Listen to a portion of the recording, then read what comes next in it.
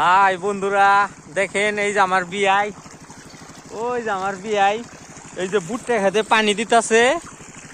এগুলা কি পানি দিলে তর তাজা হয়ে মনে করেন স্বাস্থ্যবান হয়ে বড় হয়ে তো উঠবো, বাদিটা বড় হইবো। আর বিয়াই তুমি এনে কি বুনছ এই যে জায়গায়? দেশি গুলালু। দেশি গুলালো না? এই যে গাছও তো জ্বালিয়ে গেছে তো বিয়াই।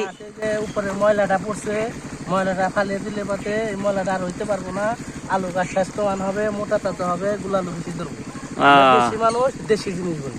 আমার বিয়াই কি শ্রেণী বুঝে এর লেগে এই যে দেখেন নদীর পাড়ে কি সুন্দর জায়গা। এখানে আসলে মাটিগুলো সব উর্বর, সার না দিলেও এগুলার আলু অনেক বড় হয়ে যায়, স্বাস্থ্যবান হয়। আমার এক ডিসিমলে 3.5 মণ আলু হয়, দেশি আলু।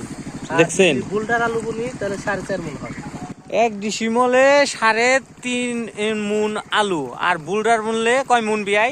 4.5 মণ। 4.5 মুন। তো দোয়া করেন আমার বিয়ার জন্য, যাতে আমার বিয়াই এই কিশ্চানি করে জানি আরো অনেক উপরের দিকে উঠতে পারে। বাই বাই, সবাই ভালো থাকবেন।